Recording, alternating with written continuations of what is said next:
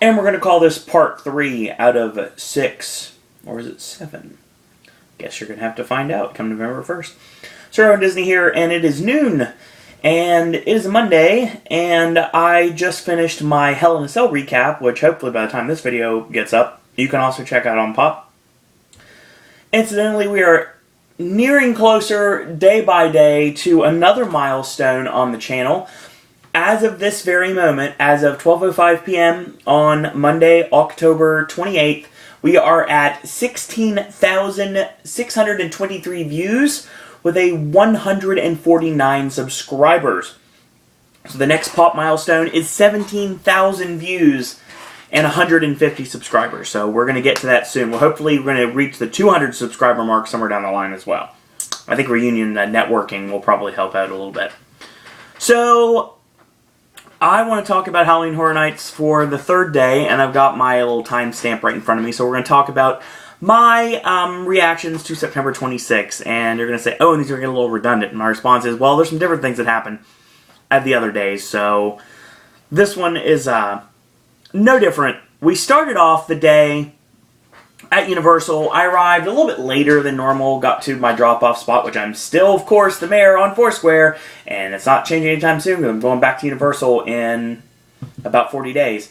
So, I do want to say that I got dropped off, went to Universal, walked into the studios, and got right into Finnegan's, and this is my first experience with Stay and Scream. So, basically, Stay and Scream, there, like I mentioned in the previous video, Stay and Scream is kind of a holding pen. There's one at the front of the park at Finnegan's, and there's one over at Woody Woodpecker's Kid Zone, which will get you into the parade building and the sprung tents, and get you quick to get into Bill and Ted, and even go around the lagoon to get to Havoc.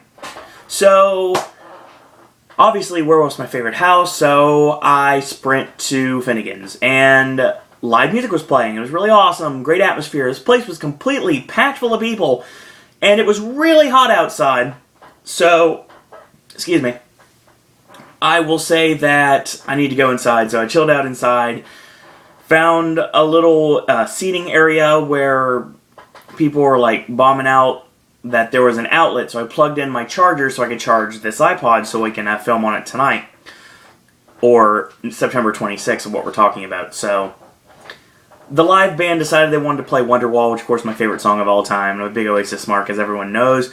So yeah, that was pretty awesome hearing it live. So I went outside of the barricades and met up with a couple of the Horror Unearthed, Legendary Truth people. I don't recall exactly who I met off the top of my head. I'm pretty sure I met a couple of you, though, so that was pretty cool. And they let us out, and they let us out about 5:30. And at 5:49, I was checking into An American Werewolf in London. Once again, this house is spot on every single time. Just like Disco Liz said on her video earlier today, when it comes down to it, if you go into this house that is so dark, at the first thing of the day, it's going to be even more to get your eyes to adjust to everything. I totally agree with that, 100%. Great house as always. Got some awesome scares, like I always do. The tube was really good. The guy on the left actually got me in See You Next Wednesday when I went into the movie theater, so that was pretty cool. And the Bobby again kind of accosted me as I walked out of the house. So, Werewolf, spot on, amazing, incredible in every single way possible, and of course I'll talk about that in more further depth when we get to our final video, which will be in November, and it will be the final recap of the event itself.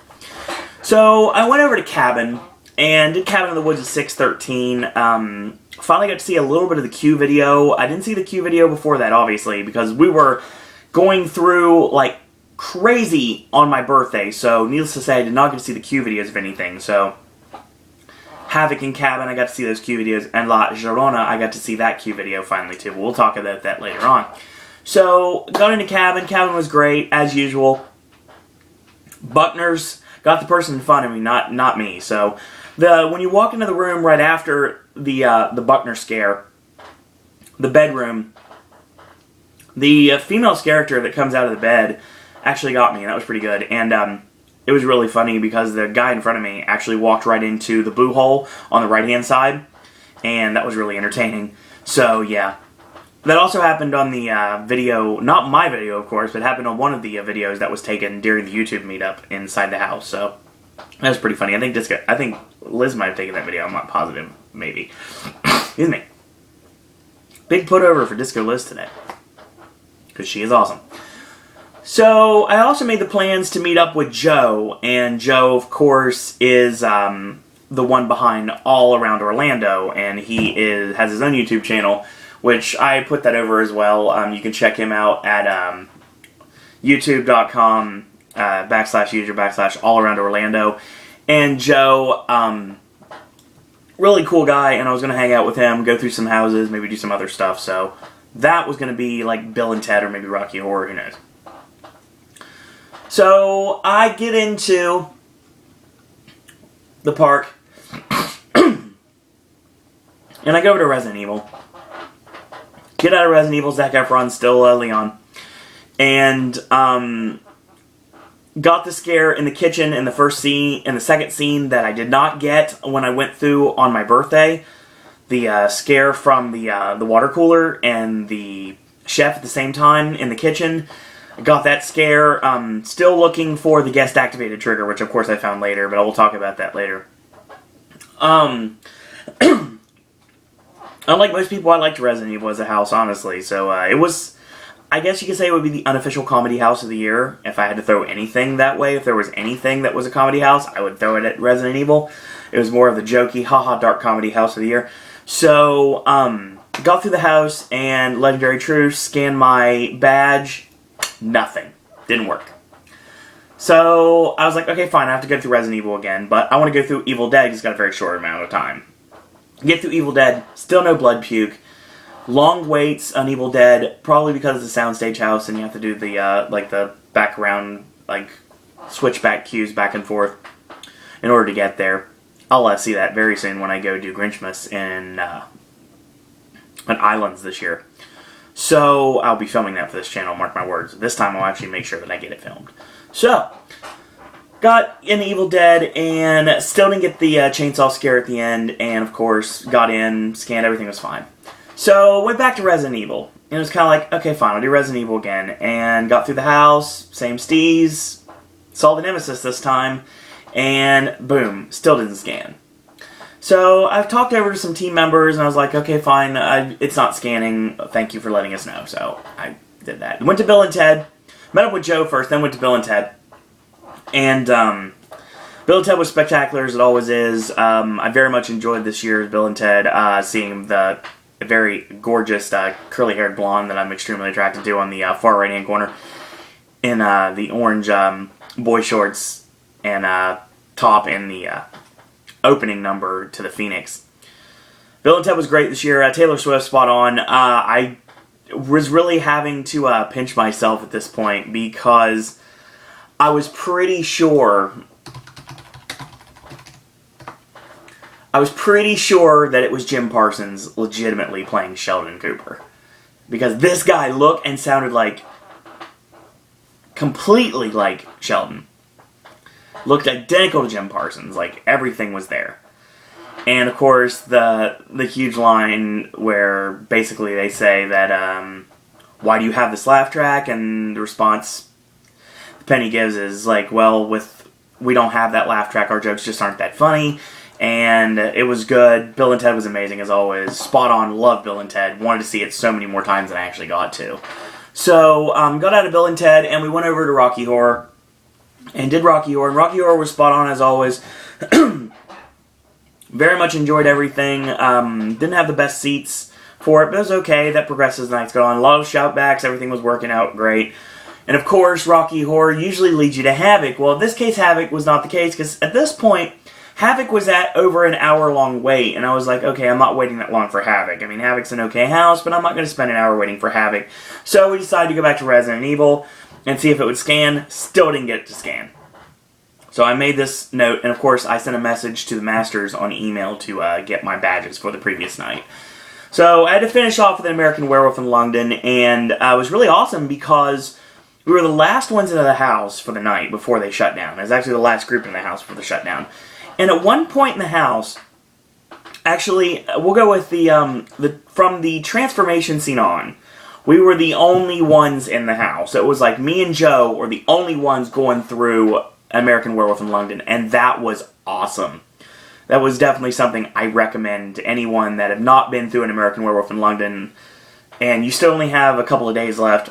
As of this moment, you have tonight, you have tomorrow, you have Halloween night, and then you have 2 days. You have 5 days left, as of today, to go through an American Werewolf in London, so if you don't get a chance to go through it, then I'm sorry, you can live vicariously through our YouTube videos. But if you do get a chance to go through it, take the time at the end of the night to go through it so you're the only one in the house, and it is phenomenal. Everything is completely spot on, and everyone just targets you, and it's amazing. So yeah, Werewolf was awesome. Got to the drop-off at 12:43, and that was the end of the day. So, short video, didn't really do much this day. My 3 times at Resident Evil, and of course I got in Bill and Ted, got in Rocky. I did not get into The Walking Dead, I did not get into Havoc, and I did not get into Afterlife or La Llorona.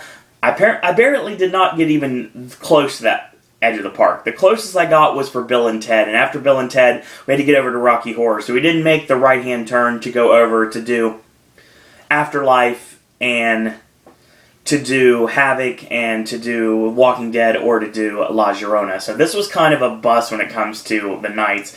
I mean, I did get in a cabin, and I did Werewolf twice, I did Resident Evil 3 times, and I did get to do Evil Dead. So it was an okay night. I got to hang out with Joe, that was pretty cool. Got to see what Stay and Scream is all about. But the next day is when it starts to get really fun. On September 27th, and I'm not going to talk about it right now, I'll talk about it in the next video tomorrow. September 27th when I met up with Psycho Massacre Films and Nathan HHN, or Nathan WWE, depending on how you look at it. And I hung out with them for quite a while. So we're going to talk about my adventures with Suro and Disney meeting Psycho Massacre Films and how we ran around the park. And we literally got in 6 houses all before 9 o'clock. Actually, all before 8 o'clock, reading this time frame. So we're going to talk about that, and we're going to talk about that in a few minutes. So that is my video, and it's very short, very straight, very forward and to the point, but that's just, it was a slow night at Horror Nights. It was alright, I had a good time, very enjoyable. I enjoyed myself, and I prepared myself for the 27th, which was going to be huge. And the 28th, which of course was going to be my official meetup with Tim and Jen again. And the 29th, which was going to be my final night, which ended up being a really awesome time hanging out with Tim and Jen. So we'll talk about that at the next few days. And of course, Rocky Horror Tribute Show coming up here on Pop on Halloween. I will make sure that gets up. Actually, I'm going to upload it in just a little bit to make sure that it's online. In the meantime, I want to thank everybody out there that I met at this event. I want to thank Joe especially. And if you want to follow him, you can follow him on Twitter. I mentioned his email. It's at WDW_Epcot Center, and that's WDW and _Epcot Center is one word, and you can check him out on Twitter. And he's really awesome, really cool to hang out with, and hopefully I'll get to do Disney with him sometime this year. So, props to him, and props to everyone I met, all the Legendary Truth players that I met at Finnegan's, and welcoming me into the group. So, in the meantime, if you like these videos, tell your friends about them, leave a comment, do subscribe, and spread the word about Pop and the Popcaster Revolution. You can send me an email if you'd like. It's suroanddisney@gmail.com. Tweet me, follow me on Twitter, go right ahead, at suroanddisney, or you can go ahead and hit me up on Facebook, Owen Disney.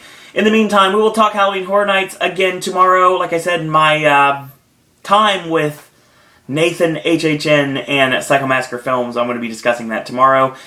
And until tomorrow, boys and ghouls, that's all I got to say about that.